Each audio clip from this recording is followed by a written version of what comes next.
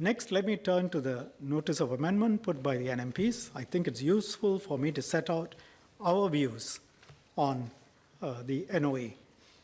As I've said elsewhere, there is substantial agreement between the NMPs and us on the major points of the bill. The differences we have on the directions regime are mainly on matters of process. And they've made 4 proposals. First, the 3 NMPs have proposed that the directions provide more specific reasons on falsity and public interest. I agree with the principle underpinning the first part of this proposal.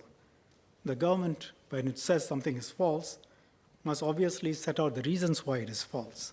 And we intend to set this out in subsidiary legislation. When the directions are given, there must be a statement as to why it is false. And this was intended all along. The legislation is specifically designed for this purpose. Clause 13.4 allows for subsidiary legislation to be made to set out the requirements for directions. Question of operationalization. When a minister issues a direction, what kind of information should be contained in the direction? Why something is false, I've explained, should be explained in the direction. What should be the level of detail? I think it's difficult to set out upfront. It must be left in each case. What extent of detail should be specified? And it's really more appropriate to use subsidiary legislation to set out the requirements. And subsidiary legislation is law, and it's public, and it's transparent, and it's open to scrutiny. Separately, on public interest, again, I'm not comfortable requiring a setting out of detailed reasons on how a particular cause of action serves public interest. The level of detail depends on each case. It's difficult for Parliament today to envisage what are the types of cases. How are you even going to start setting out what level of detail ought to be set out? You don't even know what the case is about. But you must set out enough detail, and if not, you take the risk of a court challenge, and then you go and explain to the judge. If there is a challenge, the government will have to show public interest, and will have to explain in court why the information it provided is adequate, and depends on whether the court accepts the explanation. So that's the best way of dealing with these things. You cannot go up front and try to legislate every detail. Second proposal is to set out in the primary legislation that appeals to the minister must be adjudicated without delay. I agree with the policy. It's just a difference on how it should be implemented. Timelines are usually set out in the subsidiary legislation, and I have set out what the timelines are that we are going to put in place. And these will be in law by way of subsidiary legislation. And we are going further than what the 3 NMPs have proposed. Their amendment proposes the minister, and I quote, shall do everything reasonable to ensure that appeals to the minister are adjudicated without delay. I again quote, High Court hearings shall commence as soon as practicable and that costs to the appellant are minimized. Assuming you put these broad principles in legislation without any specifics, what is as soon as practicable and what is without delay? Court hearings today can take anything between 12 to 18 months, sometimes longer. So if we had it in 6 months, is that as soon as practicable? Obviously so. So really one should avoid this sort of imprecise language in legislation, because minister shall respond as soon as practicable. Is that 12 days? Is that 14 days? Is that 30 days? How are you going to challenge? How are you going to say, well, it takes 6 months for the hearing to take place?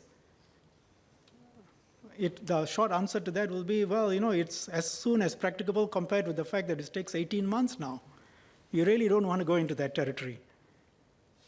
What you want are precise timelines, the kind of timelines I have given. From the time you send a notice to the minister to the time you are in court, very precise. If you get your act together, 9 days. Much clearer.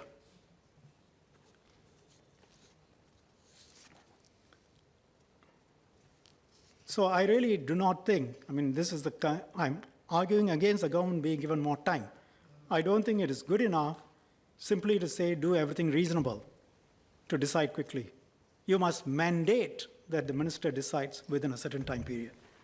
And it's not enough for the High Court hearings to commence as soon as practicable.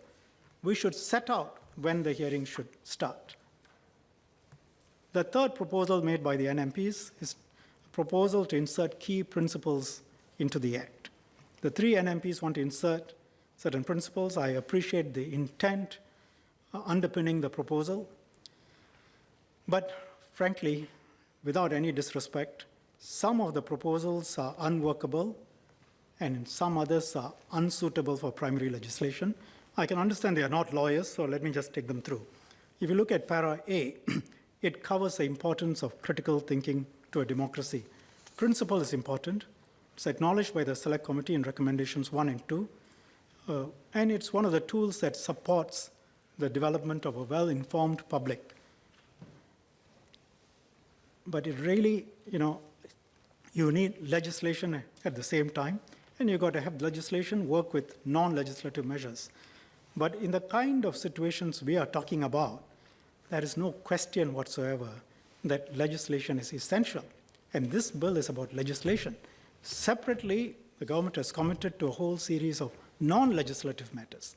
And Parliament can question the different ministries, ranging from education to public education to media literacy, there are a variety of things. But when there is public interest involved and there is falsehood, the NMPs accept the bill is necessary. Then there can be no argument that the bill has to be used, or the powers under the Act has got to be used. And it's necessary then to push out the facts to the public by way of a correction, to inoculate them against a falsehood. Evidence is set out in the Select Committee report. You look at paras 390 to 396 and 425. So you do not get much by adding this to the legislation. We've got to be very clear. The legislation is for this purpose.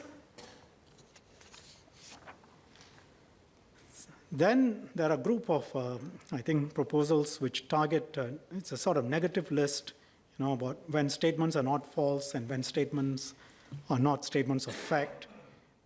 You want the principles in. I understand the intent. It's to try and clarify matters. But if you look at your proposals B and C, they essentially relate to the process of establishing truth and falsehood. As I have said, have a care. There is an entire body of law in this area. The law of evidence is there to deal with the question of how facts should be established. The question of how truth or falsity should be established. And it should draw from the body of principles that form part of case law. And really, it would not serve the rigor of this process to point out some but not the others. When you go and start putting this thing in, you run the risk of, trying to take out or deal with some parts of an existing body of law. And the courts will deal with it where necessary.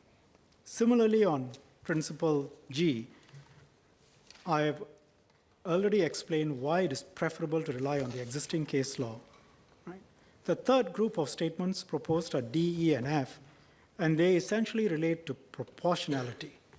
E and F, proportionality is already incorporated into the requirements under the bill, and it is stronger than your proposal because when it's incorporated in the bill, it is part of the legal requirement. Yours are only statements of principles. This is already in the law. So the legal test already requires that the power can only be exercised when it's necessary or expedient in the public interest to do so. The government has gone one step further, perhaps more than one step further than what you have proposed. Finally, principle D, the bill only deals with situations where there's a falsehood which affects public interest.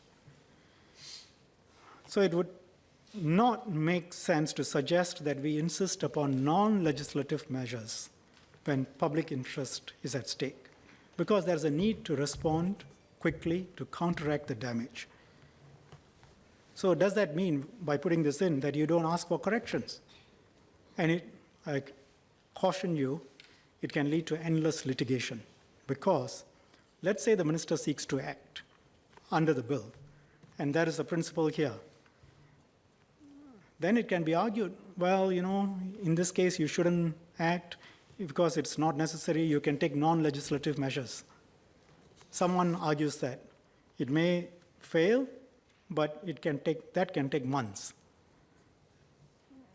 It can create a fair bit of confusion as well.